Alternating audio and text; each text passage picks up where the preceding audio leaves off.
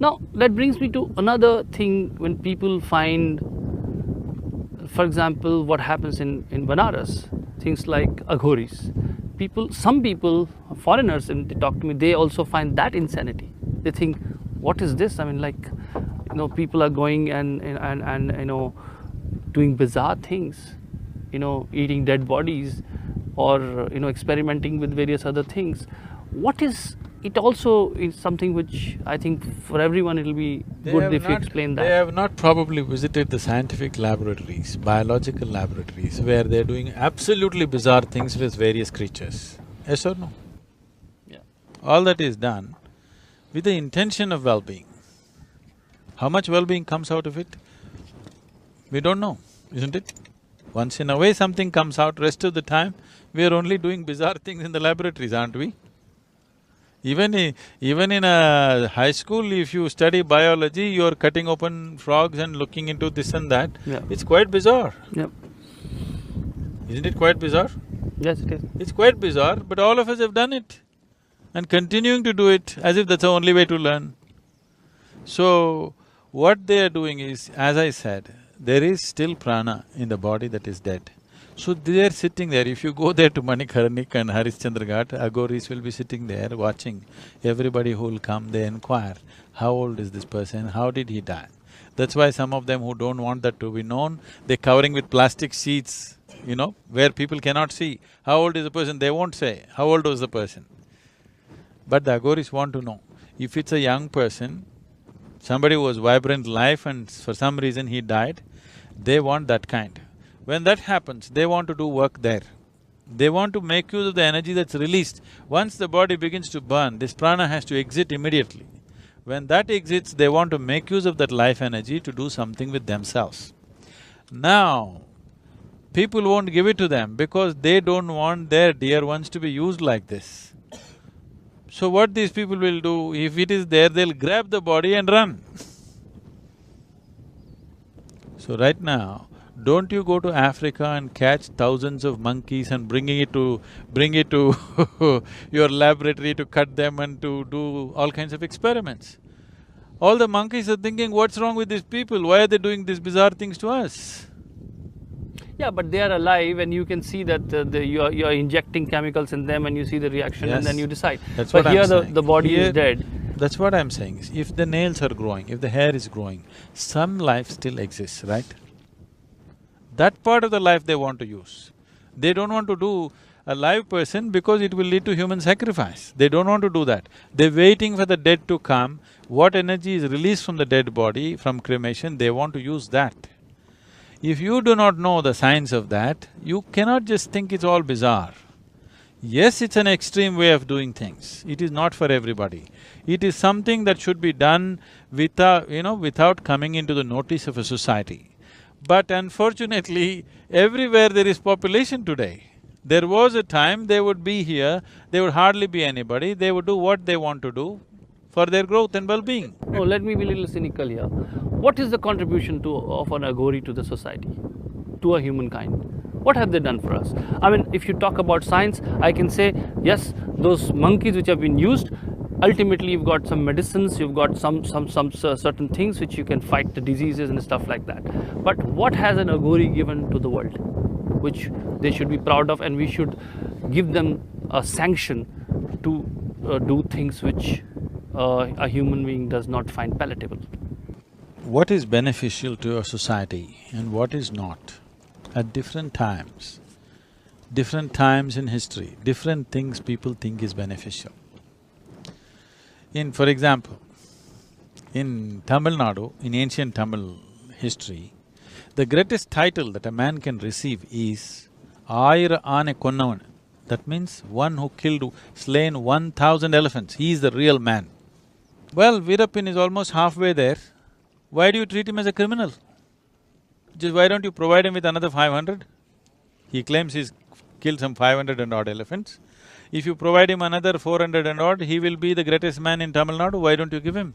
Out of time, isn't it?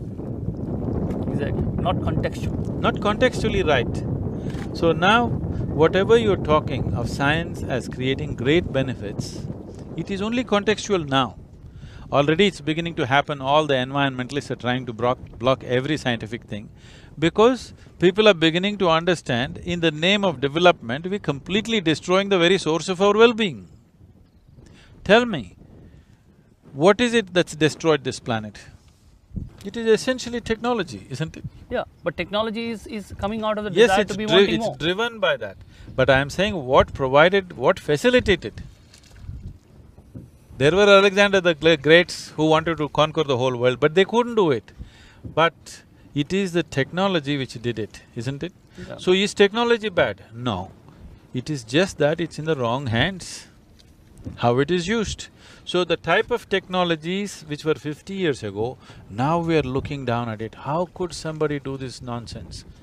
If you see a chimney spewing smoke, today you think, oh my God, they're polluting. 100 years ago when they saw a chimney in Manchester City, they thought, wow, isn't it? So you are saying that aghoris have become out of context? No, I'm not saying they're out of context. They have no context to the society. Their context is their ultimate well-being. They are only looking at the ultimate nature. How the society is today, they know and we know that what is true today will be looked down upon tomorrow, what is great today will be thought as the most horrible thing day after tomorrow. This will anyway happen in the social structure. You are made to believe that this is it, and tomorrow your next generation will stand up and say, what you did is the most idiotic thing, what you thought was a great thing. So they are not getting involved in the context of the society. They are only involved in the ultimate nature of their being. So they don't care what the society thinks. So they always stayed away from society. But today society has occupied just everything. They have no place to be. By that logic, we can define any… we can justify any perversion. See, they are not causing harm to anybody. Never are they causing harm to anybody. Have you heard of any aghori attacking anyone? No. No, he is doing something with himself. He is not in some other… See, people are taking drugs, people are drinking themselves to death, people are smoking and blowing it in your face. They're not doing any of those things, they're in remote places doing their own thing with themselves, not with somebody else. Yeah, that's the point. That's the point. They are free to do what they want. Only with themselves, they're not doing it with anybody else. As far as they don't… Yes. As far as they don't scare the society, as far as they don't… See, the scaring the society is because society is just… populations have exploded and we are just everywhere. Yeah. Where is a secluded place, tell me? That's the point. That's the point that if they want to live… And this explosion of population is society's… Society is the culprit, not aghoris. They don't reproduce at least. Yeah.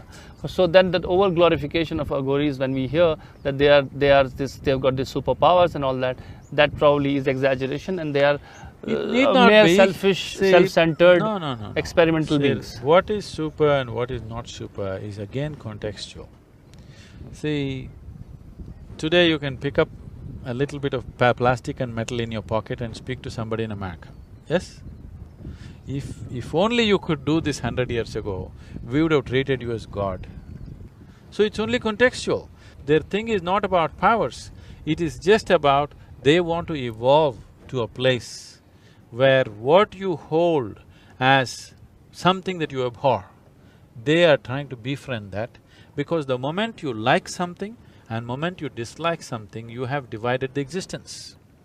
And once you divided the existence, you cannot embrace it. So, they're going with whatever you would not be able to stand.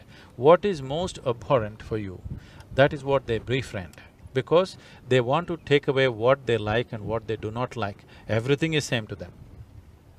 So this is a way of embracing the universe. One strange way of doing it. What do you… On the other hand, you have this… Strange or otherwise, successful for some people, that's all that matters. It works. Yes. It is not for you and me. But for somebody it works. I am not against anything that works. If it works, it's fine with me. Yeah, but it works for them, and they can't ever tell you how it works for them. Yes. They can say that I'm happy, so let me be. That's what they can say. They're not even talking about happiness. We know it works. Yeah, I mean, it works, okay, in a certain way.